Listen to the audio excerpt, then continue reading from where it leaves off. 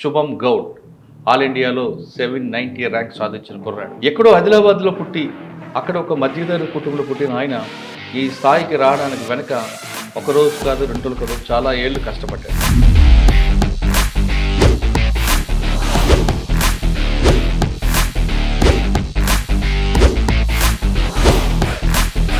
మీకు goal civils రాయాలని ఆలోచన ఎందుకు వచ్చింది, ఎప్పుడు వచ్చింది? చిన్నప్పటి నుంచి అమ్మ నాన్న అనేవారు అన్నమాట, ఐఏఎస్ అవ్వాలి, కలెక్టర్ అవ్వాలి అంటే. ఎందుకంటే district collector is the highest level of whatever they can. First అటెంప్ట్లో రాలేదు కాబట్టి అక్కడతో డ్రాప్ అవుదాం అనుకున్నారా, లేదు సెకండ్ అటెంప్ట్ కొడదాం అనుకున్నారు? దానికి మరి మీ పేరెంట్స్ సపోర్ట్ ఏమి ఇచ్చారు? సెకండ్ అటెంప్ట్ ఇవ్వాలని ఐ వాజ్ షూర్ ముందు నుంచి. కంటిన్యూస్ అటెంప్ట్స్ ఇచ్చాను, నాది క్లియర్ అవ్వలేదు. Throughout the journey parents ఉన్నారు, always had the faith in.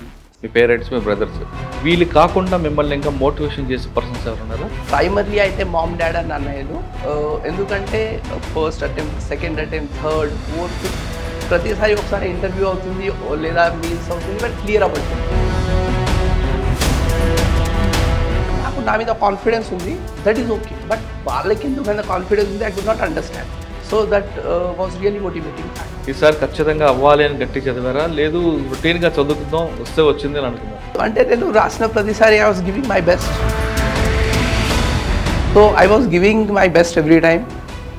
But again because of all the things that went wrong. 790 rank ఉంది. ఇప్పుడు మీకు 2 అనుకున్నా, రెండిట్లో ఏదో ఒకటి రావచ్చు. కానీ మరొకసారి ఎందుకు రాయాలనుకుంటున్నారు? నా ప్రైమరీ గోల్ ఐఏఎస్ అన్నమాట. చాలా టైం కూడా ఇచ్చాను సివిల్ సర్వీసెస్కి. ఈ year I want to take a break. Next year I want to actually identify where I was missing and I want to write again.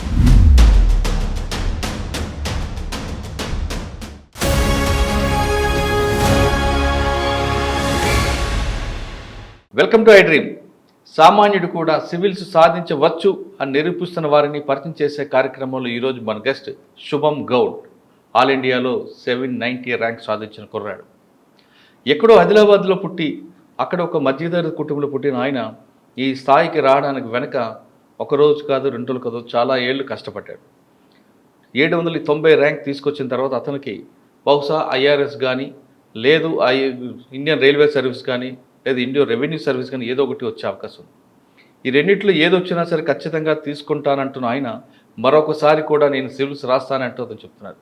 అసలు అతను పడ్డ కష్టం ఏంటి, ఆ జర్నీలో అతనికి ఎదురైన స్పీడ్ బ్రేకర్స్ అలాంటివి, ఎవరు ప్రోత్సాహంతో ఈ స్థాయికి వచ్చారు, తర్వాత మరొకసారి ఎందుకు రాయాలనుకుంటున్నారు విషయాన్ని శుభం నడి తెలుసుకుందాం. శుభం, నమస్తే, congrats. Thank you sir, thank you for inviting me here. శుభం, సాధారణంగా చూస్తుంటే నువ్వు ఇంకా డిగ్రీ కుర్రాడిలా కనిపిస్తున్నావు, కానీ మీరు చేసే ఘనకార్యం మాత్రం చాలా మెచ్యూర్డ్ మనిషిలాగా దేశంలోని అందరూ కూడా ఒకసారి ఆదిలాబాద్ వైపు చూసే విధంగా చేశారు మీరు.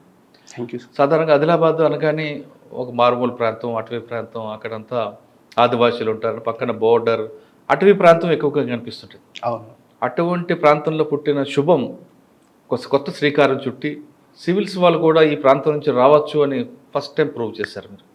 దాన్ని నిజంగా చెప్పాలంటే ఆదిలాబాదే కాదు, తెలంగాణ, ఆంధ్రప్రదేశ్ ప్రజలందరూ కూడా నిన్ను అభినందిస్తారు. అంటే ఆదిలాబాద్ అన్నది ఇప్పుడు మొత్తం దేశం అంతా కూడా తెలిసింది శుభం ద్వారా. అప్పటికే ఆదిలాబాద్ అంటే సాధారణంగా నక్సల్స్ ఏరియా, ఇటువంటి మైండ్ సెట్ ఉన్న వాళ్ళకి లేదు ఇక్కడ కుర్రాళ్ళు కూడా కష్టపడతారు, ఇటు అడవి ప్రాంతంలో పుట్టిన తర్వాత కూడా వాళ్ళు కష్టపడి సివిల్ సాధిస్తారు అని ప్రూవ్ చేస్తాం. ఫస్ట్ ఇంకోసారి నీకు congrats. Thank you sir. 790 rank రావడానికి ఒక రోజు కాదు 2 రోజులు కాదు, ఆ గ్రామీణ ప్రాంతాల్లో పుట్టిన తర్వాత తెలుగు మీడియంలో చదువుకున్న తర్వాత ఎంతో కష్టపడితే కానీ స్థాయికి రాలేదు. దీని వెనక మోటివేషన్ ఏంటి? నువ్వు ఒక్కడే మోటివేషన్ తీసుకుని నీకు ఎవరైనా మోటివేట్ చేస్తే ఈ స్థాయికి వచ్చావా? ఈ ప్రశ్నకు సమాధానం చెప్పే ముందు ఒకసారి అమ్మా నాన్న, మీ కుటుంబ నేపథ్యం ఒకసారి చెప్పు. నా పేరు శుభం. నేను పుట్టి పెరిగింది ముత్తునూరు గ్రామం, ఇంద్రవెల్లి మండలం, ఆదిలాబాద్ జిల్లా.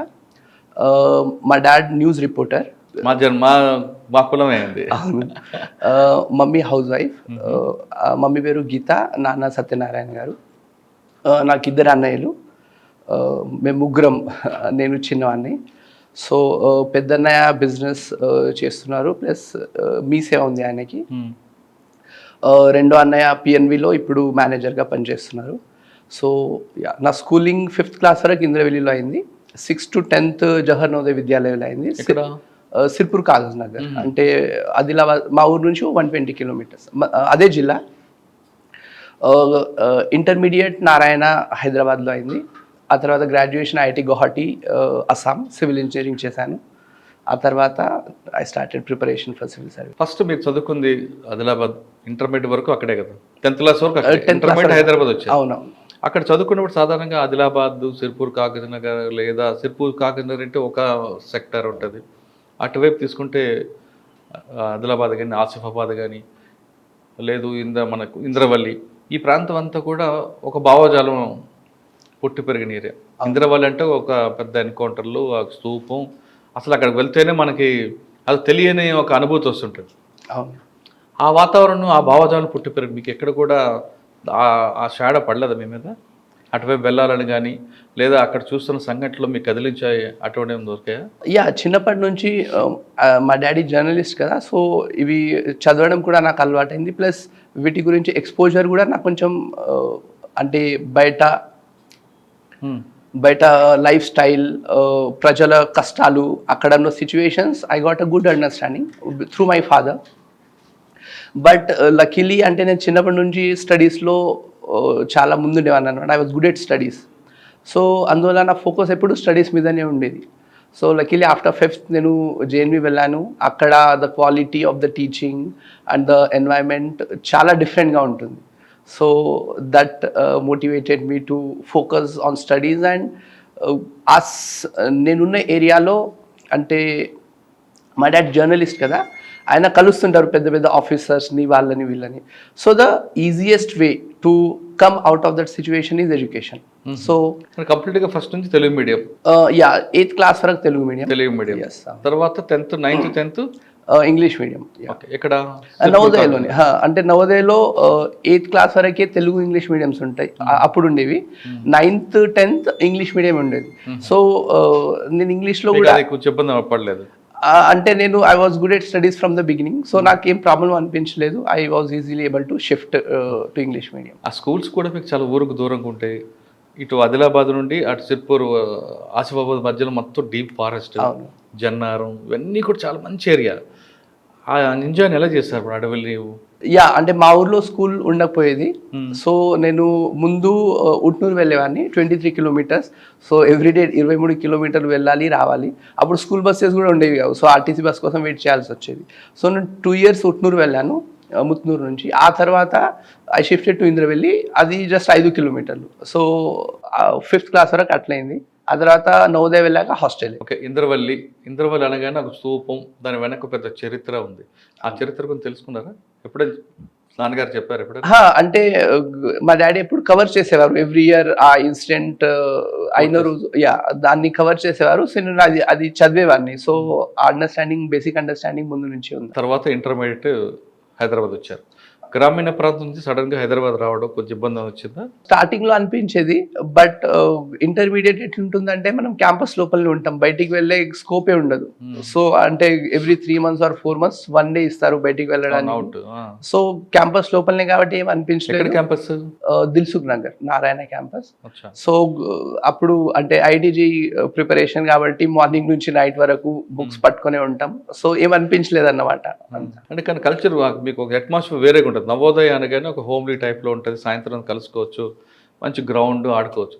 ఇక్కడికి వచ్చేసరికి మీకు ఒక అట్టపెట్టలో అగ్గిపెట్టలో పెట్టేట్టు ఉంటుంది అపార్ట్మెంట్లో. అవును, అంటే ఆ డిఫరెన్స్ అనిపించింది. ఎందుకంటే నవోదయలో చదవడమే కాకుండా the focus on all the activities. Music classes ఉంటాయి, ఆర్ట్స్ ఉంటుంది.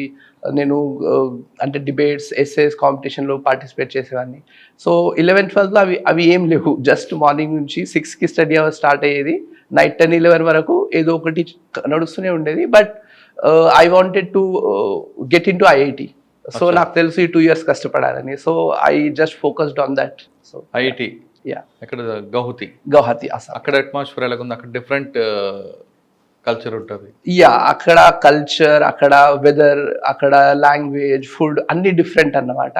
సో అంటే అంటే నేను 6th క్లాస్ నుంచి బయట ఉన్నా కదా, నాకు అలవాటు అయిపోయింది ఇంటి నుంచి దూరంగా ఉండడం.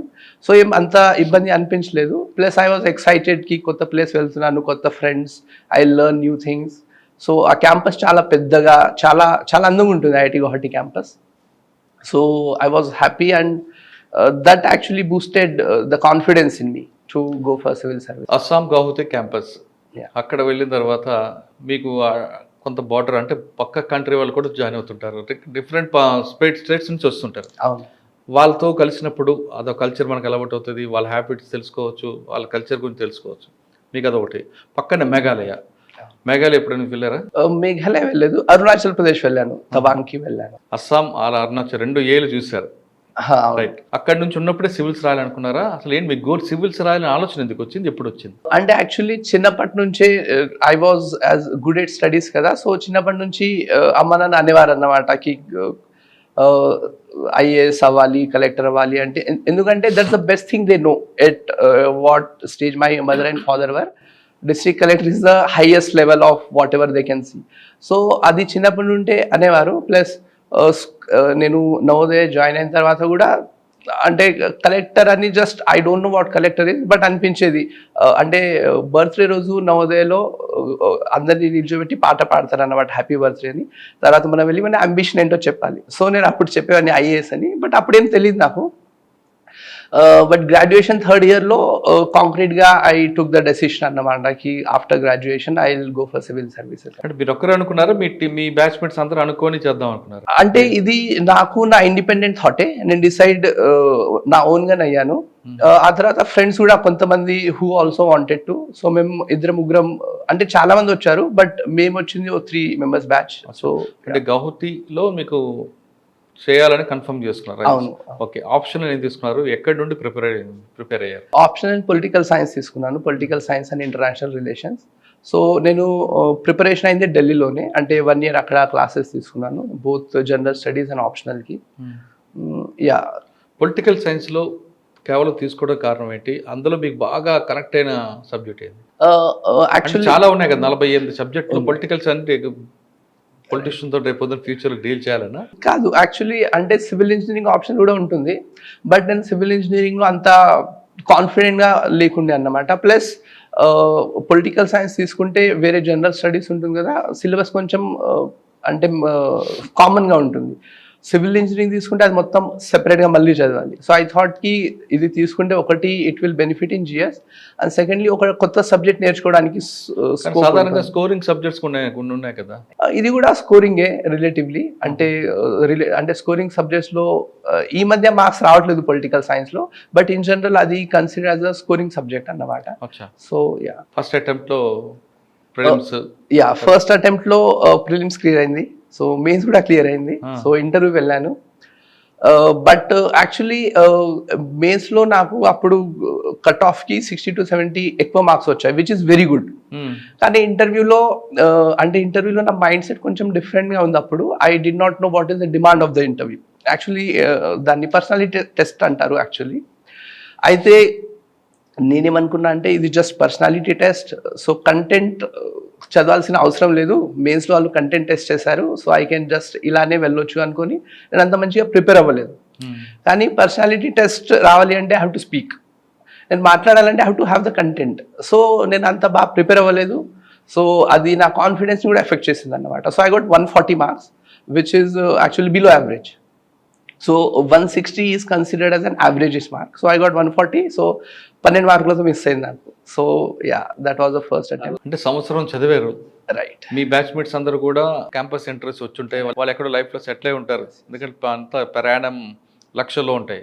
కానీ మీరు 1 year వేస్ట్ చేసి ఖచ్చితంగా అవ్వాలనుకొని ఓవర్ కాన్ఫిడెన్స్ వల్ల ఇంటర్వ్యూ పోయింది అనుకోండి, మీరు ఎందుకు చదివామరా అని బాగా బాధపడ్డారా?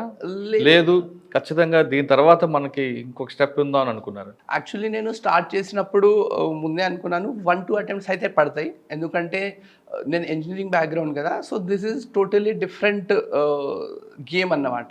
సో నేను అనుకున్నా నా అంటే I have the capability, I had that belief. కానీ నేను ముందే అనుకున్నా 2 attempts పడతాయి, which is decent enough I felt. So first అటెంప్ట్లో I went to the interview, I was very happy. So okay, clear అవ్వలేదు, అది కూడా 12 marks is relatively narrow margin. So I ఫెల్ట్కి 12 మార్కులు is decent enough, so it means I have the capacity, so I can come again అని. So అప్పుడు అంత అనిపించలేదు అన్నమాట. So I was happy and confident enough. First అటెంప్ట్లో రాలేదు కాబట్టి అక్కడితో డ్రాప్ అవుదాం అనుకున్నారా, లేదు సెకండ్ అటెంప్ట్ కొడదాం అనుకున్నారా? దానికి మరి మీ పేరెంట్స్ సపోర్ట్ ఏమి ఇచ్చారు? సెకండ్ అటెంప్ట్ ఇవ్వాలని ఐ వాజ్ షూర్ ముందు నుంచే. యాక్చువల్లీ 1 మంత్లోనే మళ్ళీ ప్రిలిమ్స్ ఉంది అన్నమాట. సో పేరెంట్స్ త్రూ అవుట్ అంటే ఆ తర్వాత కూడా మళ్ళీ కంటిన్యూస్ అటెంప్ట్స్ ఇచ్చాను, నాది క్లియర్ అవ్వలేదు. So throughout the journey parents ఉన్నారు. They always had the faith in me. So they never pressurised or anything. అంటే ఇక్కడ ఫైనాన్షియల్ ఇష్యూస్ కూడా వస్తాయి మీకు. Right. మీకు జాబ్ లేదు, ఒక పక్క స్టేట్లో ఉండి ఇంకా మనం ఫాదర్ మీద డిపెండ్ అయ్యి చదవడం అనేది, రైట్. ఆ ఫీలింగ్తో కొంతమంది డ్రాప్ అయిపోతుంటారు. నాన్నకి ఇంకా ఎంతకాలం కష్టపడతామని. ఆ ఫీలింగ్ రాకుండా పిల్లలకి పెంచాలని తల్లిదండ్రులు చూస్తుంటారు. మీకు ఒకరోజు లేట్ అయినా డబ్బులు పంపిస్తుంటారు. ఒకవైపు మీ బ్యాచ్మేట్స్ అందరూ కూడా లైఫ్లో సెటిల్ అవుతుంటారు. ఇటువంటి సిచ్యువేషన్ ఎలా హ్యాండిల్ చేసుకొచ్చారు? యాక్చువల్లీ ఫస్ట్ 2 అటెంప్ట్స్ నాకు ఆ ఫీలింగ్ రాలేదు. నేను అనుకుంటున్నాను అయిపోతుంది అని. కాకపోతే సెకండ్ అటెంప్ట్లో కూడా ఆఫ్టర్ ఫస్ట్ అటెంప్ట్లో ఇంటర్వ్యూ వెళ్ళాను, అవ్వలేదు. సెకండ్ అటెంప్ట్లో ప్రిలిమ్స్ అయింది, మెయిన్స్ అవ్వలేదు. అంటే మెయిన్స్ అయిన తర్వాత అప్పుడే అనుకున్నా, అంటే 4 to 5 months back I was expecting for the final results. ఇప్పుడు అనిపించింది I'm back to square one అని. సో అంటే నేను ముందు నుంచి స్టడీస్లో బెస్ట్ అన్నమాట. సో జేఎన్వి కూడా నేను నార్మల్ ప్రిపరేషన్ తోటే క్లియర్ అయింది. ఐఐటి కూడా ఫస్ట్ అటెంప్ట్లో కొట్టాను. So when I failed in the second mains, అంటే నాకు ఫస్ట్ టైం అనిపించింది in life that I'm failing at something. So I was clueless for the very first time in my life. So అప్పుడు మీరు చెప్పిన అన్నీ వచ్చాయి. అంటే my friends were settling in abroad, they are planning to getting married and they are having a good life. Plus నాకు and I have those options but I have decided to leave them. అంటే నాకు ఎల్ఎన్టీలో place కూడా అయ్యాను during the 4th year, but నేను వెళ్ళలేదు. So అప్పుడు all these started hitting me. Second year plus luckily అంటే మా ఇద్దరు అన్నయ్యలు సెటిల్డ్ అప్పటి వరకు. సో నా మీద ఫినాన్షియల్ ప్రెషర్ లేకుండే. బట్ కానీ ఆ ఒక ఏజ్ వచ్చిన తర్వాత ఒక గిల్టీ ఫీలింగ్ వస్తుంది కి I'm dependent on someone for every rupee I have to spend. I feel bit of guilty అన్నమాట, అది అనిపించేది. సో సెకండ్ ఇయర్ తర్వాత I started working the same industry as a part time, as a freelancer. అంటే content development ఢిల్లీలోనే. So content development or content review, current affairs ఉంటాయి కదా, అవి నేను ప్రిపేర్ చేసేవాడిని. ఫుల్ టైమ్ అది part time along with preparation. దాంతో ఆ కొంచెం గిల్టీ ఫీలింగ్ పోయింది అన్నమాట, కి I'm not dependent are I'm not wasting my time. So అది చాలా హెల్ప్ అయింది ఎమోషనల్లీ అన్నమాట. సో ఈ టైంలో మీ పేరెంట్స్ మీకు సపోర్ట్ చేస్తుంటారు డెఫినెట్గా. మీ పేరెంట్స్, మీ బ్రదర్స్, వీళ్ళు కాకుండా మిమ్మల్ని ఇంకా మోటివేషన్ చేసే పర్సన్స్ ఎవరు ఉన్నారా? ప్రైమర్లీ అయితే మామ్, డాడ్ అండ్ అన్నయ్యలు. ఎందుకంటే first attempt, second attempt, third, fourth, fifth ప్రతిసారి ఒకసారి ఇంటర్వ్యూ అవుతుంది లేదా మీన్స్ అవుతుంది, బట్ క్లియర్ అవ్వట్లేదు. సో 5 అటెంప్ట్లో కూడా మీరు పొలిటికల్ సైన్స్ అన్ని ఇప్పుడు కూడా ఆప్షనల్ పొలిటికల్ సైన్సే. ఓకే. సో అది ఎప్పుడు అదే తీసుకున్నాను. సో అంటే పేరెంట్స్ ఎప్పుడు ప్రెషర్ చేయలేదు కి వేరే ఎగ్జామ్స్ కూడా ఉంటాయి కదా. అంటే 5th అటెంప్ట్లో యాక్చువల్లీ నా మెయిన్స్ క్లియర్ అవ్వలేదు. So again I was back to square one. So అప్పుడే గ్రూప్ 1 నోటిఫికేషన్ వచ్చింది. సో జనరలీ వేరే వాళ్ళు కూడా సజెస్ట్ చేసి చాలామంది ఉంటారు. అంటే మా డాడ్ ఫ్రెండ్స్ ఆర్ వాళ్ళు వీళ్ళు తెలిసిన వాళ్ళకి తెలుసు కదా, చేస్తున్నాడు 4 years నుంచి ఆర్ 5 years నుంచి అవ్వట్లేదు. సో వాళ్ళు అన్నారు గ్రూప్స్ నోటిఫికేషన్ వచ్చింది కదా, వీ కెన్ ట్రై దట్ అని. నేను ఒకటే మాట అన్నాను, నేను గ్రూప్స్ రాయను అని. సో ఎందుకు అని కూడా అడగలేదు, ఓకే అనేసారు. నేను మా ఇద్దరు అన్నయ్యలు కూడా ఒక్క మాట కూడా అనలేదు అన్నమాట, ఎందుకు రాయాలనుకోవట్లేదు ఆర్ ఇది చేసుకొని బ్యాకప్ పెట్టుకొని మళ్ళీ యూపీఎస్సీ రాయొచ్చు, ఆ మాట కూడా అనలేదు వాళ్ళు. జస్ట్ గో హెడ్ అన్నారు. సో అంటే దట్ యాక్చువల్లీ మోటివేటెడ్ మీ. అంటే వాళ్ళకి మీ మీద అంత కాన్ఫిడెన్స్ ఉంది. అది that is something that surprise me. ఎందుకంటే నాకు నా మీద కాన్ఫిడెన్స్ ఉంది, దట్ ఈస్ ఓకే. బట్ వాళ్ళకి ఎందుకంత కాన్ఫిడెన్స్ ఉంది, I could not understand. So that was really motivating factor for me. అది కాకుండా నేను పని చేస్తున్నాను కదా, కొలీగ్స్ ఉన్నారు అండ్ మెంటర్స్ కూడా కొందరు. సో దే అండ్ ఫ్రెండ్స్ వీళ్ళందరూ they wanted to always motivate me. They had the faith in me అన్నమాట. That helped. 5th అటెంప్ట్లో సేమ్ వాళ్ళు ప్రాబ్లం ఫేస్ చేస్తుంటారు. రైట్. వెళ్తున్నాను, వస్తుందా రాదా అని మంచి స్కోర్ కూడా చేస్తుంటారు. ఈ 4 సార్లు ఫెయిల్ అయింది, 5వ కూడా సక్సెస్ అవ్వాలని ఎన్ని గంటలు చదివారు? ఉన్నది సేమ్ టైం టేబుల్, సేమ్ ప్లాన్లో వెళ్ళారా, లేదు కొంచెం అడిషనల్గా వెళ్ళారా? అదొకటి. రెండోది, ఒకవేళ మీరు బాగా ట్రస్ట్ చేసుకున్నప్పుడు ఆ ట్రస్ట్ నుంచి బయట రావడానికి ఏం చేస్తున్నారు? అంటే మీకు 2 మెంటల్ టెన్షన్లు ఎక్కువ అనిపిస్తుంది. ఒకటి 5వ అటెంప్ట్ వచ్చింది. ఒకవైపు చదవాలి, గోల్ రీచ్ అవ్వాలి. ఇంకోవైపు అమ్మా, నాన్న వీళ్ళందరూ ఎనుకుంటున్నారు. వాళ్ళకున్న రిలేటివ్స్ ఏమంటున్నారు. ఈ 2 మైండ్‌లో ఉన్నాయి.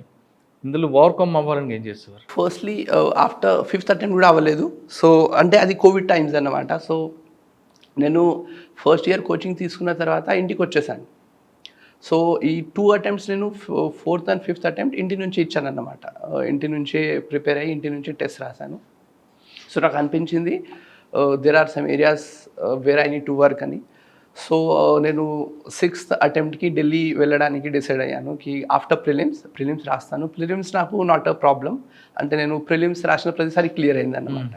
So prelims was not a problem. నేను ప్రిలిమ్స్ తర్వాత మెయిన్స్కి ఢిల్లీ వెళ్తానని డిసైడ్ అయ్యాను 6th అటెంప్ట్కి. Secondly coming to this handling stress, ఎందుకంటే 5-6 years it's too much of time. And అంటే నేను ఫెయిలియర్ అంతకుముందు ఎప్పుడు చూడలేదు. So it was truly difficult. So నేను ఒకటి I use to read books. చాలా రెగ్యులర్గా చదివేవాడిని అన్నమాట. అంటే ముందు అలవాటు ఉండేది, but after failing 2 times I wanted something which is away from this UPSC, where I can relax and have time for me. So books regularly chadivani, so that helped a lot actually. Second, I used to meditate every day. Adi kuda help ayindi. Plus family. So that has been the strongest point for me. Endukante nenu ippudu monna kalisinappudu kuda konta friends ni kalsanu who cleared. వాళ్ళ journey గురించి discuss చేస్తుంటే there were some points where their parents always believe in us, but sometimes parents కూడా అలసిపోతారు. So అంటారు వేరే try చేయొచ్చు కదా, plan B ఏమన్నా పెట్టుకోవచ్చు. సో ఫ్రెండ్స్ అన్నారు కి వాళ్ళకు ఒక పాయింట్లో పేరెంట్స్ కూడా ఫోర్స్ చేశారన్నమాట కి do groups or SSC or something. నాకు అది ఎప్పుడు అనలేదు వాళ్ళు. So that is my biggest strength.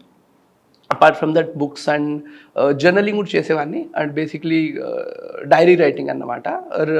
Every week or every 15 days చేసేవాడిని. That also help me to keep positive. ఆ బూస్ట్తో ముందుకు వచ్చారు. సరే 6th అటెంప్ట్ కదా ఇప్పుడు వచ్చింది మీకు? ఇది 7th యాక్చువల్లీ. 6thలో మళ్ళీ ఇంటర్వ్యూ వెళ్ళాను. I did and interview actually total 4 interviews ఇచ్చాను నేను. మొన్న ఇప్పుడు క్లియర్ అయింది 4th ఇంటర్వ్యూ అన్నమాట. సో లాస్ట్ 6th అంటే last time 3rd interview. So అంతకుముందు 2 interviews I got less marks. So last year ఇంటర్వ్యూకి చాలా కష్టపడ్డాను. I did everything I could. So ఇంటర్వ్యూలో 160 మార్క్స్ వచ్చాయి last time, which is average enough. But మెయిన్స్లో కూడా యావరేజ్ వచ్చాయన్నమాట. సో సరిపోలేదు, సో క్లియర్ అవ్వలేదు.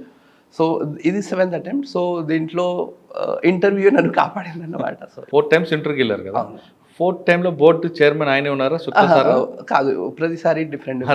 వాళ్ళు అడగలేదా ఎప్పుడు వస్తున్నావు బాబు అని? గుర్తుపట్టారు మిమ్మల్ని వాళ్ళు? వేరే బోర్డు కదా, సో లక్కీలీ గుర్తుపట్టలేదు. అవునా? ఓకే. 7th attempt. ఈసారి ఖచ్చితంగా అవ్వాలి అని గట్టి చదివారా, లేదు రొటీన్గా చదువుకుందాం వస్తే వచ్చింది అని అనుకున్నారు? అంటే నేను రాసిన ప్రతిసారి I was giving my best. Plus కానీ యూపీఎస్సి 3 stages ఉంటాయి. Plus there are so many uncertainties. మనం అన్నీ అనుకున్నా కూడా there are uncertainties. సో ఉంటాయి. So and also if we look at the success rate, the possibility that మీరు clear చేస్తారు కంటే మీరు క్లియర్ చేయరు పాసిబిలిటీ ఎక్కువ ఉంది. Because that is the ratio. It's around 1% or so. So I was giving my best every time. But again because of all the things that went wrong, 6th అటెంప్ట్లో అవ్వలేదు. Then again I went to Delhi after prelims. For mains, I went to Delhi. Again, I did everything I could. Mains రాసి ఇంటికి వచ్చాను. 2 months అరౌండ్లో result వచ్చింది. Interview call వచ్చింది second మళ్ళీ కంటిన్యూస్గా. So vent to Delhi again for the interview. So luckily clear this time. ఈ మధ్యకాలంలో mock interviews ఎందుకు ఇచ్చుంటారు మీరు? అంటే లాస్ట్ దిస్ టైం ఇంటర్వ్యూకి 8 to 9 మాక్ ఇంటర్వ్యూస్ ఇచ్చాను. So those helped actually. అంటే interview was actually my weak point earlier. So mock interviews ఇచ్చాను, దానివల్ల నా కాన్ఫిడెన్స్ కూడా పెరిగింది. And the way I speak, the way I communicate also changed. ఇంత కష్టపడుతున్నారు, ఇంటర్వ్యూ వరకు వచ్చారు, అక్కడ మీకు మైనస్ 7th ఇంటర్వ్యూ. ఈసారి వెళ్ళినప్పుడు ఆ బోర్డ్ ఫీలింగ్స్ ఎలాగున్నాయి? బోర్డ్ చైర్మన్తో మీకున్న ఐ కాంటాక్ట్ ఎలాగొచ్చింది? అసలు ఆ లోపల ఫీలింగ్ అట్మాస్ఫియర్ ఎలాగ అనిపించింది? యాక్చువల్లీ అంటే 7th నా ఇంటర్వ్యూ 13th March రోజు అయింది. మార్నింగ్ ఉండే అన్నమాట interview. So I was preparing. అయితే ఇంటర్వ్యూ వెళ్ళే ముందు ఒక ఫైనల్ చెకప్ ఉంటుంది అన్నమాట. అక్కడ ఒక పోలీస్ ఆఫీసర్ ఆవిడ ఉంటారు. She does a final checkup. Phone అవి ముందే డిపాజిట్ చేస్తాం. ఆయన they will do one final checkup. చేసే ముందు ఆవిడ అన్నారు ఆప్కి ఇస్కే పహలే భీ ఆయే హో క్యా. నేను అనుకున్నా ఈవిడ కూడా గుర్తుపట్టేస్తున్నారని. I was feeling bad.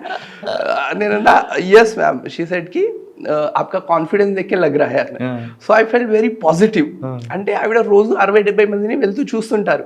So if she has said కి आपका कॉन्फिडेंस देख के लग रहा है, నిజంగానే నా కాన్ఫిడెన్స్ ఉందేమో. So I felt very enthusiastic అన్నమాట. So that made me really positive. So వెళ్తుంటాం. అంటే ఏమవుతుందంటే ఇంటర్వ్యూ టైంలో ఒక మైండ్ సెట్ ఉంటుంది. Like Shukla sir board is difficult, ఈ సార్ బోర్డ్ వస్తే డిఫికల్ట్, ఇట్లా ఒక మైండ్ సెట్ ఉంటుంది. సో నేను ఇట్లా వెళ్తున్నప్పుడు first Shukla sir board pass అయిపోయింది. సో అంటే నాకు అది బోర్డ్ రాదన్నమాట. I was felt happy. Next board వచ్చింది, అది కూడా పాస్ అయింది. అట్లా వెళ్తూ లాస్ట్కి సంజయ్ వర్మ సార్ బోర్డు దగ్గర ఆగింది. So Sanjay Varma sir board ఏంటంటే ఆయన ఈ ఇయరే ఇంటర్వ్యూ తీసుకున్నారు. అంటే ఈ ఇయరే జాయినింగ్ అయింది ఆయనది. సో ఆయన ఇంటర్వ్యూ ఎలా తీసుకుంటారో ఒక మైండ్ సెట్ ముందు నుంచి లేదన్నమాట. So that made me positive. లేకపోతే ఒక మైండ్ సెట్ వచ్చేస్తుంది, అరే ఈ బోర్డు వచ్చింది ఎందుకు వచ్చిందని. సో నా ఆ ఫీలింగ్ అనిపించలేదు. సో అక్కడ కూర్చొని ఉంటాం మనం. అంటే ఇంటర్వ్యూ స్టార్ట్ అయ్యే 15 minutes ముందు అక్కడ చైర్లో కూర్చోబెడతారు. ఎందుకంటే మన ముందు అతని ఇంటర్వ్యూ అవుతూ ఉంటుంది.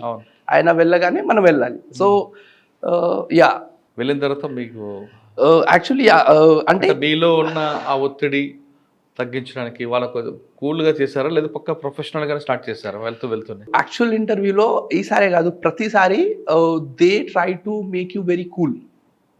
ఎందుకంటే వాళ్ళకి ఒక మంచి క్యాండిడేట్ వాళ్ళు కూడా వదులుకోవాలనుకోరు. So they don't want to pressurise you, so that మీరు ఎప్పుడు న్యాచురల్గా స్ట్రెస్ లేకుండా ఉంటేనే మీ ఒరిజినాలిటీ బయటికి వస్తుంది. సో నేను వెళ్ళిన అన్ని ఇంటర్వ్యూస్లో కూడా it was very cordial and very smiling. But again మన సైడ్ నుంచి కాన్ఫిడెన్స్ లేకపోతే వాళ్ళు కూడా ఏం చేయలేరు కదా. So this time I was confident enough. I was actually very confident during అంటే మాక్ ఇంటర్వ్యూస్లో కూడా I was getting very good feedback అని. అంటే నాకు 160 వచ్చాయి అంతకుముందు. బట్ దేవర్ సేయింగ్ కి యూ హ్యావ్ టు అంటే 185 క్యాండిడేట్ మీరు you have to get 185, you have this knowledge and all. So నేను వెళ్ళాను కూడా పాజిటివ్ మైండ్ సెట్తో వెళ్ళాను. ఒకటి ఆవిడ అన్నారు కదా ఆప్కా కాన్ఫిడెన్స్ దగ్గర లగ్ రా అని. సెకండ్ నాకు అదే అనిపించింది when I was sitting out side. నేను ఎంటర్ అయ్యే ముందు అన్నీ గుర్తొస్తాయి, 6 years అది ఇది. సో నేను బుక్స్ చదువుతాను కదా, దాంట్లో ఒక మైండ్ఫుల్నెస్ అని కాన్సెప్ట్ ఉంటుంది. అంటే స్థిత్ ప్రజ్ఞత అని శ్రీకృష్ణులు భగవద్గీతలో చెప్తారు. స్థిత్ ప్రజ్ఞత అంటే అది దాంట్లో ఏముంటుందంటే మీ మైండ్ సెట్ని అవుట్ సైడ్ సర్కమ్స్టాన్సెస్తో మనం లింక్ చేయొద్దు. అంటే మీ ఆనందం should not be your mind set should not be link to your circumstances. అంటే మీకు ఒక ఫోన్ చేసి ఒక న్యూస్ విన్నారనుకోండి, అది పాజిటివ్ న్యూస్ అయితే మీరు హ్యాపీగా ఫీల్ అవుతారు, అది నెగిటివ్ న్యూస్ అయితే నెగిటివ్గా ఫీల్ అవుతారు, ఒక సాడ్నెస్ వస్తుంది. స్థితి ప్రజ్ఞతలో ఏం చేస్తారంటే whatever the news is process it just as an information. Do not ఆ ఇన్ఫర్మేషన్ మిమ్మల్ని ఎఫెక్ట్ చేయొద్దు అన్నమాట. So that is basically mindfulness where you are delinked. మనం ఎమోషనల్ అవ్వం అన్నమాట. So I use to practise that. ఈ mindfulness అంటే కొన్ని బుక్స్ చదివాను నేను, దాంట్లో I use to practise mindfulness where I try to be emotionally detached. So we control our excitements అన్నమాట. దానివల్ల పాజిటివ్ ఏమైందంటే చాలా స్ట్రెస్ ఉన్నప్పుడు కూడా అంత ఎఫెక్ట్ ఉండదు మన మీద. So that is how it is. మనము when the situation is very good ఎక్కువ ఎక్సైట్ అవ్వం, plus situation is very bad మనము అంత స్ట్రెస్ ఫీల్ అవ్వం అనమాట. So I went with that mind సెట్కి irrespective of how it goes, irrespective of whether I clear or not, I will enjoy this 30 minutes. ఈ 30 minutes అది ఎవరు తీయలేరు నా దగ్గర నుంచి. So I went with that confidence. So 30 minutes లో మీకు బాగా టఫ్ వచ్చిన క్వశ్చన్ ఏంటండి? డిఫరెంట్ క్వశ్చన్స్ అడిగారు. యాక్చువల్లీ ఫస్ట్ క్వశ్చనే బుక్ రీడింగ్ గురించి అడిగారు. సో లక్కీలీ నేను చెప్పిన బుక్ ఆయన చదివారన్నమాట. చైర్మన్ ఫస్ట్ నేను 3-4 books చెప్పాను. దాంట్లో ద గ్లాస్ ప్యాలెస్ అని ఉంటుంది, అమితాబ్ ఘోష్ రాశారు. ఆ బుక్ ఆయన కూడా చదివారు. సో ఆ బుక్ నుంచి ఆయన ఒక పాయింట్ అడిగారు. సో లక్కీలీ నేను చెప్పిన పాయింటే is something which he was expecting అన్నమాట. సో ఆయన చాలా హ్యాపీగా ఫీల్ అయ్యారు. So that created the positive environment. ఆ తర్వాత అన్ని ఒపీనియన్ బేస్డ్ క్వశ్చన్స్ ఉండే. లైక్ నా గ్రాడ్యుయేషన్ ఐఐటి గౌహటి కదా, నార్త్ ఈస్ట్ మీద 4-5 క్వశ్చన్స్ అడిగారు. సో నేను luckily I was prepared and I was able to answer. కొన్ని కరెంట్ అఫైర్స్ మీద అడిగారు. So yeah, the interview went well. అంటే వచ్చేటప్పుడే నాకు అనిపించింది ఇది అబో యావరేజ్ ఇంటర్వ్యూ అని. సాధారణంగా 30 మినిట్స్ క్వశ్చన్లో మీకే కాదు, మీరు అంటే వేరే వాళ్ళకి చెప్తున్నాను క్వశ్చన్, అంటే వేరే యాస్పిరెంట్ వైపు నుంచి అడుగుతున్నా. ఒకవేళ బోర్డు క్వశ్చన్ అడిగినప్పుడు తెలిస్తే తెలిసినట్టు చెప్పాలా, లేదు తెలియకపోతే తెలియదు అని చెప్పాలా, లేదు తెలిసినట్లుగా ఓవర్ యాక్షన్ చేస్తే చేయాలా? ఒకటి personality test is personality test, అది నాలెడ్జ్ టెస్ట్ కాదు. సో మీరు సీరియల్గా 3 క్వశ్చన్స్ కూడా తెలియదు అంటే it will not effect you, plus it will create an mindset కి the guy is honest, that will fetch you marks rather than if you try to bluff. Okay, it will entirely go in a negative manner. ఎందుకంటే మన knowledge already test చేస్తారు వాళ్ళు. Plus if you are appearing for the interview, వాళ్ళకు కూడా తెలుసు ఇక్కడికి రావడానికి మీరు ఎంత కష్టపడ్డారో, plus what amount of knowledge you have to sit here. So వాళ్ళకి తెలుసు మీరు ఎంత నాలెడ్జబుల్. సో దాన్ని ఎక్స్ట్రా చూపించాల్సిన అవసరం లేదు అక్కడ. సో బీ ఆనెస్ట్, ఎందుకంటే మీ ఒరిజినాలిటీ కావాలి. సో మీకు ఆన్సర్స్ తెలియకపోతే తెలియదు అని చెప్పండి. 4 క్వశ్చన్స్ 5 క్వశ్చన్స్, ఎందుకంటే మెయిన్స్లో ఒక క్వశ్చన్ రాకపోతే మార్క్స్ పోతాయి. ఇంటర్వ్యూలో అట్లా కాదు. ఇంటర్వ్యూలో యూ హ్యావ్ టు గివ్, అంటే మిమ్మల్ని మార్క్స్ తీసుకొచ్చేది 2 questions. If you are doing exceptional when in some 2 questions, మీ ఆ పాజిటివ్ వైబ్ మ్యాచ్ అయిపోతే you will get above average definitely. So అంతే కావాలి. అంతేగాని తెలియనట్లు కానీ లేదా తెలియకపోయినా తెలిసినట్లుగా కొంచెం మాట్లాడితే అది మైనస్. అది 1 minute తెలిసిపోతుంది. మన ఫ్రెండ్స్ తోనే 5 minutes 10 minutes మాట్లాడితే we can analyse what kind of a person the guy is. ఇక్కడ 5 ఉన్నారు, everyone's experience is almost 30 years and they have been in the administration. వాళ్ళు అన్ని రకాల మనుషులు చూస్తుంటారు 30 years నుంచి. సో 2 minutes వాళ్ళకి తెలిసిపోతుంది యు ఆర్ బ్లఫింగ్ అని. So there is no point. అది మైనస్ అవుతుందా? అవును, it will definitely effect because they don't want to take the risk. If they are not confident that you are a good guy, why would they take you? అచ్చా, interview అయిపోయింది, బయటకు వచ్చారు. Last time కన్నా బాగానే చేశాను అని ఒక confidence వచ్చింది. నెక్స్ట్ రిజల్ట్ వచ్చింది. రిజల్ట్ వచ్చిన రోజు ఫస్ట్ మీకు ఎవరు చెప్పారు, మీరు ఎవరికి చెప్పారు తర్వాత? అంటే రిజల్ట్ ఎప్పుడు వస్తుంది అనేది ఒక రఫ్ ఐడియా ముందే ఉంటుంది మనకు. సో నాకు తెలుసు, అంటే last interview 9th or 10th April అయిపోయాయి. So we're expecting on 12th, కానీ 12th Friday or Saturday weekend అయిపోయింది. సో వీకెండ్లో రాదు. So 15th 16th we were expecting. 15th I think Monday అనుకుంటా. మార్నింగ్ నుంచి I was expecting, but 15th కి రాలేదు. So 16th కి, అంటే 15th కి ఈవినింగ్ అరౌండ్ 4 o'clock కన్ఫర్మ్ చేశారన్నమాట. ఎందుకంటే 5 కి ఆఫీస్ క్లోజ్ అవుతుంది కదా. సో అన్నారు ఈరోజు అంటే కొన్ని అఫీషియల్ వర్క్ వల్ల అవ్వలేదు, రేపు 1:30 వరకు కన్ఫర్మ్ అయింది. So I was next day ఆ రోజు మీకు బాగా టెన్షన్ ఉందా? ఇప్పటికే 5 సార్లు అయింది, ఈసారి వస్తుందా రాదా అది చెప్పాల, ఆ టెన్షన్ మామూలుగా ఉంటుంది కదా. యాక్చువల్లీ ఎస్, అంటే ఈ టెన్షన్స్ నేను నా 3rd, 4th or 5th అటెంప్ట్లో ఇవన్నీ అంటే ఎక్స్పీరియన్స్ చేశాను నేను. ద లోయెస్ట్ పాయింట్ ఉంటుంది కదా, ఇవన్నీ ఎక్స్పీరియన్స్ చేసేసాను. So I try to fight this, అంటే ఆ లోయెస్ట్ పాయింట్ని ఫైట్ చేయడానికి I started reading books, journalism, ఇవి చేశాను కదా. అవి actually help me a lot.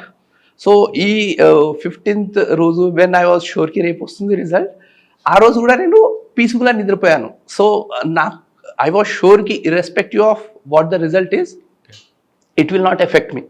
నేను మెంటలీ ప్రిపేర్ అయ్యి ఉన్నాను. ఒకవేళ 16th రిజల్ట్ నాది నెగిటివ్ వస్తే 17th మార్నింగ్ 7:30కి లేచి I will wake up at 8 o'clock I will start studying. So ఆ మైండ్ సెట్ ఉండే అన్నమాట. సో రిజల్ట్ ఏమొచ్చినా I will be able to handle it, ఆ కాన్ఫిడెన్స్ ఉండేది. సో అందుకే I was able to sleep peacefully. So actually result వచ్చాక మా mother, అన్నయ్యలు చెప్తున్నారు కి వాళ్ళు కూడా రిజల్ట్ వస్తుందని తెలుసు కదా, వాళ్ళు నిద్రపోలేదట ఆ 2-3 days, కానీ నేను నిద్రపోయాను ప్రతిరోజు. సో యా, సో 12 యాక్చువల్లీ నేను వర్క్ కూడా చేస్తున్నాను ఫ్రీలాన్సర్గా. సో ఆ రోజు 12-1కి వర్క్ అయిపోయింది. సో ఇప్పుడు తెలుసు హాఫ్ అన్ అవర్లో వస్తుందని. సో ఐ వాజ్ సిట్టింగ్, టెలిగ్రామ్లో మెసేజెస్ వస్తున్నాయి టైంకి. So I was generally last year చాలా బ్రౌజ్ చేస్తున్నాను, ఎప్పుడు వస్తుంది, చాలా టెన్స్ ఫీల్ అయ్యాను last time. So this time I was told, ఒక ఫ్రెండ్ చెప్పాడు కి no matter what Telegram check చేస్తూ ఉండొద్దని. So I was just sitting, laptop ముందు కూర్చున్నాను. I was not checking anything. So around 1:30 కొన్ని వాట్సాప్ గ్రూప్స్లో మెసేజ్ స్టార్ట్ అయింది. సో నాకు ఒకటి అర్థమైంది, రిజల్ట్ వచ్చిందని. నాకు వచ్చిందో రాలేదో తెలియదు, బట్ గ్రూప్స్లో చూడగానే తెలిసింది రిజల్ట్ వచ్చిందని. సో ఫోన్ సైడ్లో పెట్టాను, ఎందుకంటే నేనే చూడాలి. సో ల్యాప్టాప్లో I downloaded the PDF and నా పేరు క్లిక్ చేశాను. సో యా, వచ్చాగానే 790. 790. అప్పుడు మీ ఫీలింగ్స్ తక్కువ వచ్చింది అనుకున్నారా, లేదు ఈసారి పాస్ అయ్యాం, తల్లిదండ్రులకు ముందు కొంచెం రిలాక్స్ ఇవ్వచ్చు? Actually it was emotional moment. ఎందుకంటే 6 years పట్టింది. ఆ 12 marks ఫస్ట్ అటెంప్ట్లో మిస్ అయింది కదా, ఆ 12 marks ఫిల్ చేయడానికి 6 years పట్టింది. So it was emotional. కానీ నేను చెప్పాను కదా, I was trying to suppress my emotions all these years. So అప్పుడు నాకు I did not understand how to express it. So mummy అక్కడనే ఉన్నారు, నేను చేయగానే I called my mother. I told హర్కి మాకు క్లియర్ అయింది అని 790 ర్యాంక్ వచ్చింది. కానీ నాకు అంతకుముందు ఎప్పుడు నాకు ప్రిలిమ్స్ మెయిన్స్ క్లియర్ అయినా హ్యాపీగా వెళ్ళి చెప్పేవాడిని కదా. సో ఇక్కడ I was not able to express my emotions. I was like a numb, I don't know how to express it. So మమ్మీకి అర్థం కాలేదు, అంటే మమ్మీకి అర్థం కాలేదు ఇట్స్ పాజిటివ్ రిజల్టా కాదా. సో ఆవిడ అడుగుతున్నారు డాడీ కాల్ చేయమంటా అని, అంటే డాడీ ఇంట్లో ఉన్నారు. సో నేను మమ్మీ కాల్ చేయి అన్నాను. సో అప్పుడే అన్నయ్యకి, మమ్మీకి, డాడీకి అందరికీ కాల్ చేసి చెప్పాం. అంటే it took time for me to actually process it and understand that the journey has finally ended. So yeah, it was emotional. I was more of a relieved it ended finally. So and I'll again give an attempt, but it would be a different thing. Like it won't be like how it has been for these years. And having your name in the list is a different thing, irrespective long journey కదా. yes.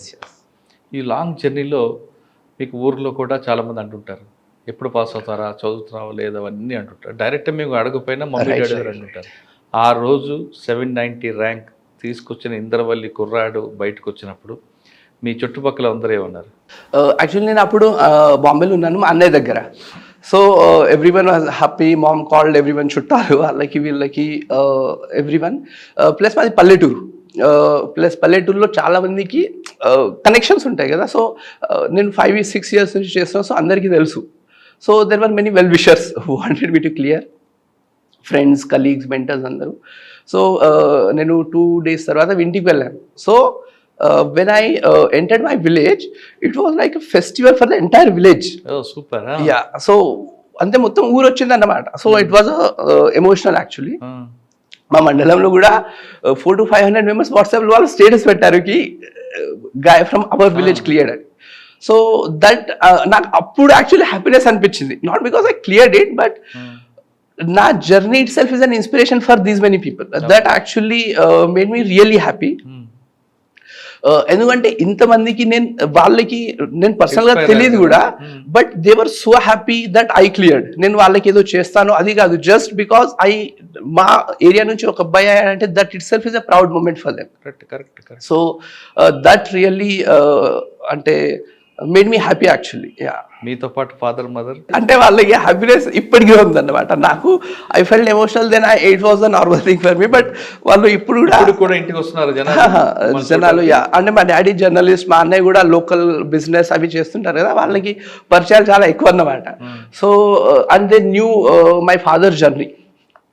Use to walk for long because he was journalist for almost 30 years and he never had a bike. So journalist మీకు తెలుసుంటుంది ఎక్కడికెక్కడ వెళ్ళాలి, ఎలా తిరగాలి. So he was very hard working person. So చాలా మంది అంటే they just wanted, అంటే they came because they were so happy, they want to express their happiness. So ఇప్పుడు కూడా వస్తున్నారు. శుభం గౌడ్ మా ఊరు ఆడు, మా అబ్బాయి అనుకుని చెప్పుకుంటారు. రైట్, మీ ఫాదర్ మదర్ కదా అందరూ చెప్తారు. అవును, రైట్. ఇప్పుడు మనం కంప్లీట్గా ప్రొఫెషన్లోకి వద్దాం. రైట్. సివిల్ సాధించే ముందు కానీ సాధించిన తర్వాత కానీ మీకు ఒక గోల్ ఉంటుంది, ఒక ప్లాన్ ఆఫ్ యాక్షన్ ఉంటుంది.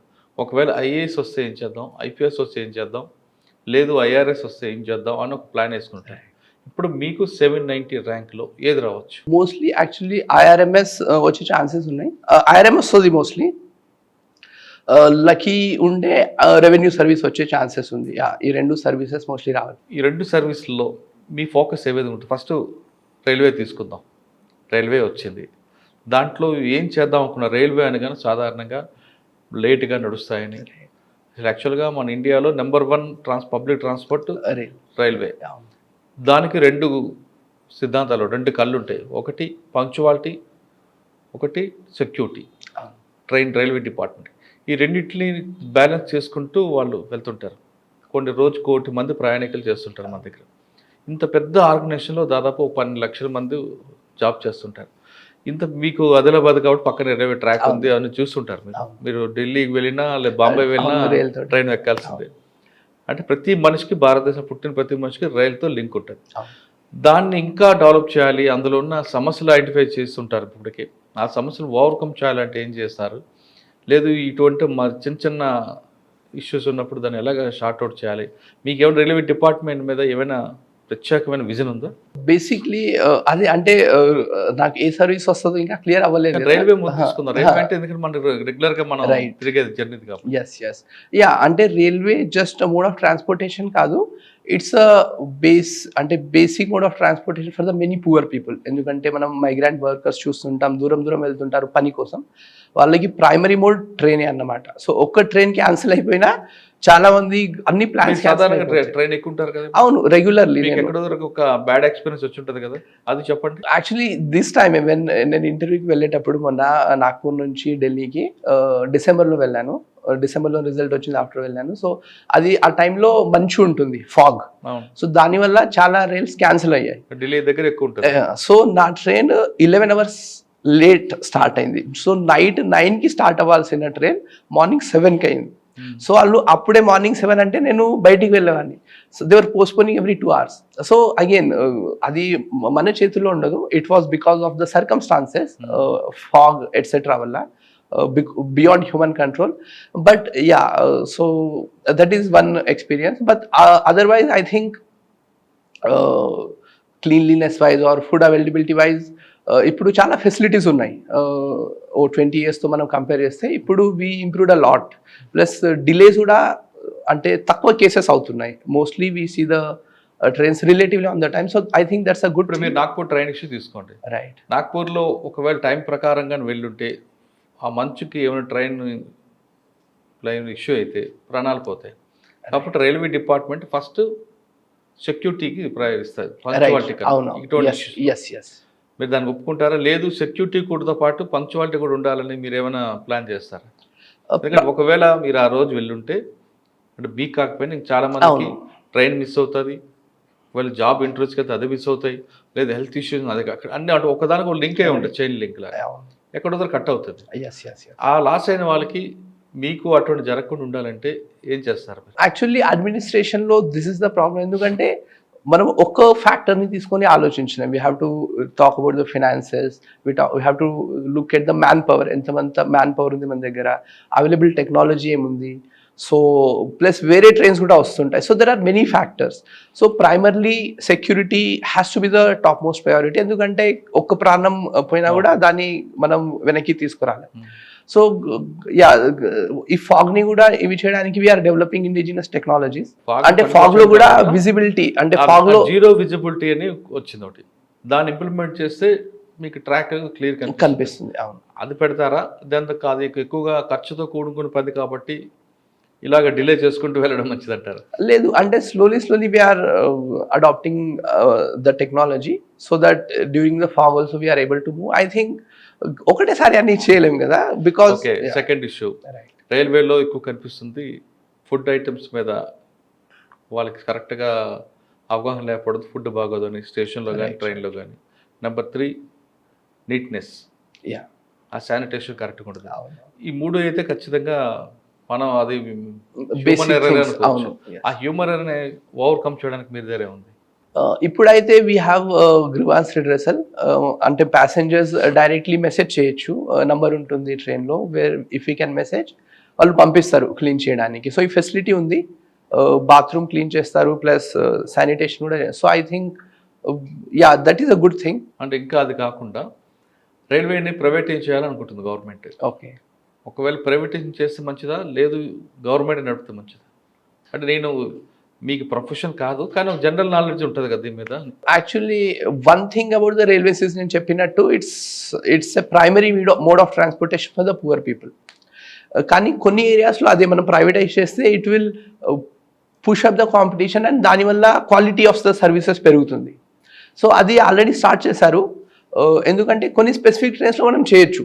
If the people want to, for example Nagpur నుంచి ఢిల్లీకి నార్మల్ ట్రైన్ ఉంటుంది, are for example Vande Bharat ఉందనుకోండి. So if you want to pay extra cost you can go by Vande Bharat, otherwise ఈ ట్రైన్లో కూడా వెళ్ళొచ్చు. బట్ బేసిక్ ఫెసిలిటీస్ అయితే రెండు చోట్ల వీ హ్యావ్ టు ప్రొవైడ్, ఎందుకంటే that is the basic thing కదా. ఇంకా ఒకవేళ ఐఆర్ఎస్, ఇండియన్ రెవెన్యూ సర్వీస్ వచ్చినప్పుడు ఇన్కమ్ ట్యాక్స్ పార్ట్లో వస్తాయి. అక్కడే ఉంటుంది, పెద్ద పెద్ద వాళ్ళు కుంభకరణలు ఉంటారు, బాగా కరోడపతులు కనిపిస్తారు.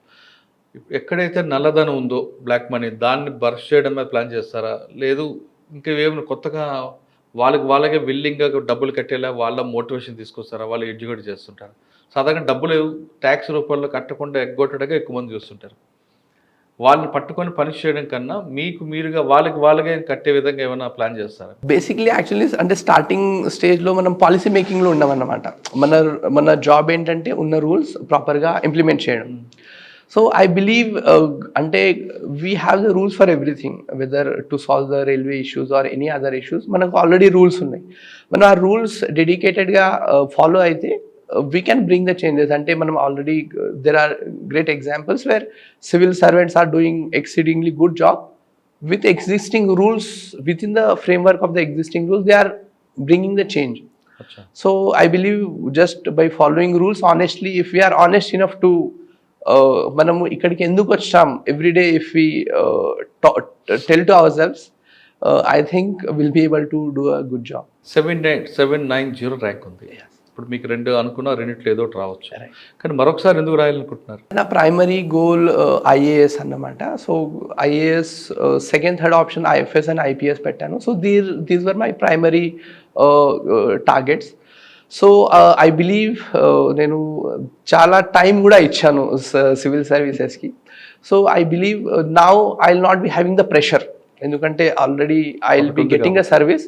So I will be not and that pressure. I think that will also impact. ఒక మైండ్ సెట్ చేంజ్ అయితే automatically that will reflect in your performance. So ఈ year I want to take a break. Next year I want to actually identify where I was missing and I want to write again. Sir ఫైనల్గా చెప్పండి, మిమ్మల్ని చూసి చాలామంది రావాలనుకుంటే, లేదు కొంతమంది aspirants civil సాధించాలనుకుంటే, మీలాగా కష్టపడి 6 ఐటెం కాకుండా 6 ఐటమ్స్ కాకుండా సింపుల్గా కావాలనుకుంటారు కొంతమంది. కష్టపడి ఇష్టపడి చదవడంలో ఉన్న ఆనందం వేరంటారా, లేదు ఏదో ఇష్టపడి కొంతకాలం చదివి ఫస్ట్ అటెంప్ట్లో రాలేదని డిసప్పాయింట్ అయిపోవడం బెస్ట్ అంటారా, లేదు ఫస్ట్ టైం కాకపోయినా ఎన్నిసార్లుగా చదివి ఖచ్చితంగా సాధించాలనుకునే వరకు మీలాగా చేస్తే బెస్ట్ అంటారా? వాళ్ళకి మీరు ఇచ్చే సలహా ఏంటి చెప్పండి. ఫస్ట్లీ అది you have to decide why you want to join for civil services. ఒకవేళ మీరు ఇది మీకు జస్ట్ ఒక పార్ట్ టైం ఆపర్చునిటీ, నేను జస్ట్ ట్రై చేస్తాను అని మీరు ముందే మైండ్ సెట్లో ఉంటే then you can leave after 1-2 attempts. But మీరు ఇది నేను చేయాలి అని ముందే డిసైడ్ అయ్యి వస్తే మాత్రం you have to do it. ఎందుకంటే యూపీఎస్సి సక్సెస్ రేట్ చాలా తక్కువ, ప్లస్ ప్రతి స్టేజ్లో అన్సర్టెనిటీ ఉంటుంది. So the possibility again that you are going to fail is much more than the possibility that you are going to win. But I believe I have seen the failures for 6 years.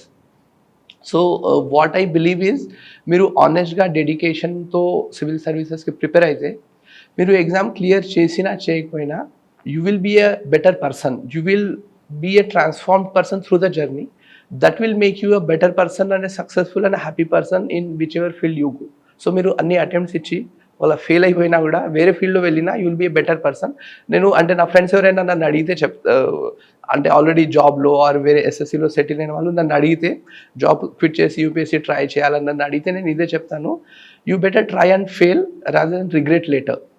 10 years తర్వాత నేను అప్పుడు try చేయాల్సింది అనుకోవడం కంటే ఇప్పుడు try చేసి fail చేయడం is better. That is what I suggest. And again నేను చెప్పినట్టు you will learn a lot through these failures. నేను ఇప్పుడు నాకు ఒక్కోసారి అనిపిస్తుంది ఆ 12 marks వచ్చుంటే ఎలా ఉండేది అని. But now I'm more proud of my journey, ఎందుకంటే ఈ 6 yearsలో through the failures I have learned a lot and I have become a different person. I'm proud of that rather than, ante I'm more proud that I handled this failure than that I have cleared the exam finally. So I'm more grateful to my failures anamata. So every failure gives an opportunity to learn something. So I believe that is the biggest gift you get when you are trying for something which is difficult to achieve. So, civils సాధించడం అంటే ఒకరోజు 2 రోజులు కాదు, అది long process అంటున్నారు శుభం. అయితే first time కానీ మనం కానీ సాధిస్తే ప్రపంచం నిన్ను చూస్తుంది, కానీ ఫస్ట్ టైం మనం ఫెయిల్ అయితే మీరు ప్రపంచాన్ని చూడొచ్చు. అందరికన్నా రెండోది ఇంపార్టెంట్ అంటారు శుభం యొక్క స్టోరీ. ఆయన 6 సార్లు రాశారు, కానీ ఈరోజు ఆయన 7వ ఫెయిల్ అయినా ఆయన అందరిలో కన్నా, అంటే వాళ్ళ బ్యాట్స్మెన్స్లో ఆయన నెంబర్ 1. ఇక్కడ పాసు ఫెయిల్ అని కాకపోయినా ఒక డిఫరెంట్ పర్సన్ ఆయనలో ఎస్టాబ్లిష్ అయ్యారు. ఆయనకున్న యాటిట్యూడ్ డిఫరెంట్ మారింది, ఆయన చదువు, ఆయన క్వాలిటీ వచ్చింది. ఆయన కూడా ఐఐటి గౌహతిలో చదివారు. ఆయన బ్యాట్స్మెన్స్ అందరూ కూడా అబ్రాడ్లో సెటిల్ అయ్యారు. కానీ శుభం 7వ సివిల్స్ రాసినందుకు ఆయనలో నాలెడ్జ్ పెరిగింది, ఆయన యాటిట్యూడ్లో మార్పు వచ్చింది, ఆయనలో పాజిటివ్ థింగ్స్ వచ్చాయి. ఇది ఇంపార్టెంట్. పాస్ అయ్యామా సక్సెస్ అయ్యామా పక్కన పెడితే ఆయనలాగా పోరాటం చేయండి. అనుకున్న లక్ష్యం సాధించాలంటే ఖచ్చితంగా పోరాడితే ఎప్పటికైనా సాధిస్తామన్నది శుభం స్టోరీలో మనకు అర్థమవుతుంది. ఇది శుభం గౌడ్తో ఎక్స్క్లూజివ్ ఇంటర్వ్యూ. వచ్చే వారం మరో గెస్ట్తో మళ్ళీ కలుద్దాం. అంతవరకు నమస్తే. థ్యాంక్ యూ శుభం. నువ్వు నిజం చెప్పాలంటే నువ్వు ఫస్ట్ టైం సెకండ్ టైం అయితే మాత్రం నిన్ను అందరితో పాటు అయిపోతుంది. నువ్వు 7 సార్లు సక్సెస్ అయ్యావు కాబట్టి, ఫెయిల్ అయినా సక్సెస్ అయ్యావు కాబట్టి నువ్వు డిఫరెంట్ పర్సన్. నేను ఇందాక చెప్పినట్లుగా మీ బ్యాట్స్మెన్స్ అందరిలో కూడా నువ్వు high qualified person. thank you, sir. Thank you, sir. Thank you so much.